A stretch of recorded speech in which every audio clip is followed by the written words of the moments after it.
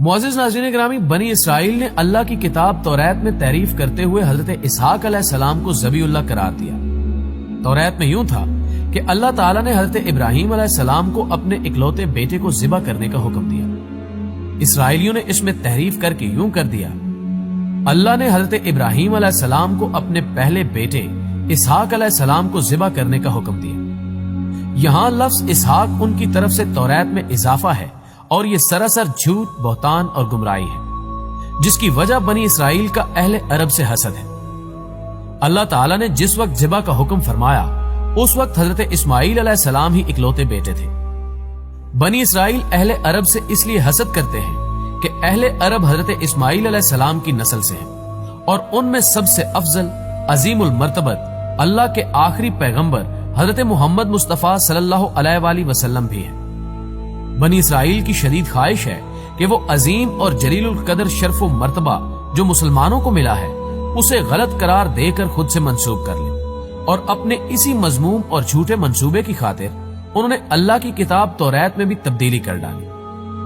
तफसीर इब्ने कसीर में वाकया बयान किया गया है कि एक यहूदी आलिम हजरत उमर बिन अब्दुल अजीज रहमतुल्लाह अलैह के जमाने में मुसलमान हुआ, तो उन्होंने उनसे पूछा, हजरत इब्राहीम अलैहिस्सलाम के कौन से बेटे को ज़िबा करने का हुक्म हुआ था? उसने जवाब दिया, ए अमीरुल मोमिनीन, अल्लाह की कसम वो इस्माईल अलैहिस्सलाम ही थे, और यहूदी भी इस बात को खूब जानते हैं। लेकिन अरबों से हसद की वजह से वो कहते हैं कि ज़िबा करने का हुक्म इसहाक अलैहिस्सलाम के बारे में ही था, ना कि हजरत इस्माईल अलैहिस्सलाम के बारे में। मुआरिफुल कुरान बहवाला तफसीर इब्ने कसीर।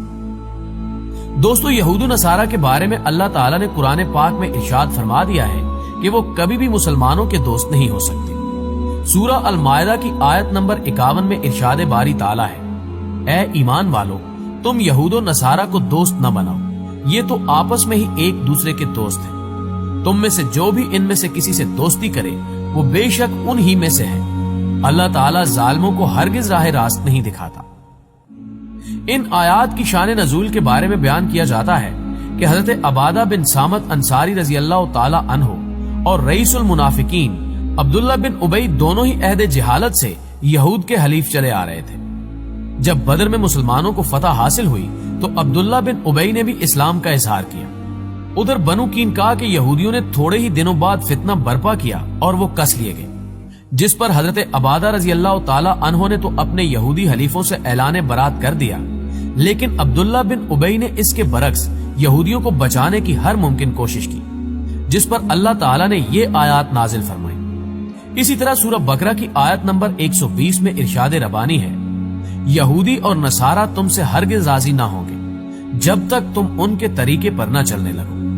और हकीकत यही है कि आज हम ना सिर्फ उन्हें अपना दोस्त, हमदर्द और खैरखा समझते हैं, बल्कि उन्हें राजी करने के लिए उनके रहन सहन, खाने पीने, उठने बैठने और लिबासो अकदार को अपनाना बायसे इज्जत और इफ्तिखार समझते हैं। बहरहाल हजरत याकूब अलैहिस्सलाम ने ख्वाब देखा कि सीढ़ी आसमान तक लगी है और उसमें फरिश्ते ऊपर चढ़ और नीचे उतर रहे हैं। इसी दौरान अल्लाह ताला हजरत याकूब अलैहिस्सलाम से मुखातिब होते हैं कि मैं तुझको अनकरीब बरकत दूंगा और तेरी औलाद को कसीर कर दूंगा। ये जमीन तेरे लिए कर दूंगा और तेरे बाद तेरी औलाद के लिए भी। जब हजरत याकूब अलैहिस्सलाम नींद से बेदार हुए तो इंतहाई खुश थे। आप अलैहिस्सलाम ने मन्नत मानी कि अगर वो अपने वालिदैन की तरफ सलामती के साथ लौट गए तो उस जगह जहां ख्वाब नजर आया था अल्लाह अज़्ज़ व जल की इबादत के लिए एक घर बनाएंगे। नीज ये मन्नत भी मानी कि जो कुछ अल्लाह ताला उन्हें देगा उसका 10वां हिस्सा अल्लाह की राह में खर्च करेंगे।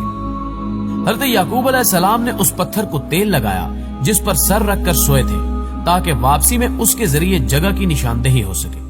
मुअज़्ज़िज़ ख्वातीन व हज़रात, हजरत याकूब अलैहिस्सलाम तवील सफर के बाद हिरान में अपने मामू के पास पहुंच गए। मामू भांजे को देखकर बेहद खुश हुए और उनकी खूब खातिर मदारत की। मामू लाबान की 2 जवान बेटियां थीं, बड़ी का नाम लिया और छोटी का नाम राहील था। हजरत याकूब अलैहिस्सलाम ने मामू से छोटी बेटी राहील का रिश्ता मांगा तो मामू ने इस शर्त के साथ हाँ कर दी कि वो 6 साल तक उनकी बकरियां चराएंगे। जब मुद्दत गुजर गई और शर्त पूरी हो गई तो उन्होंने लोगों को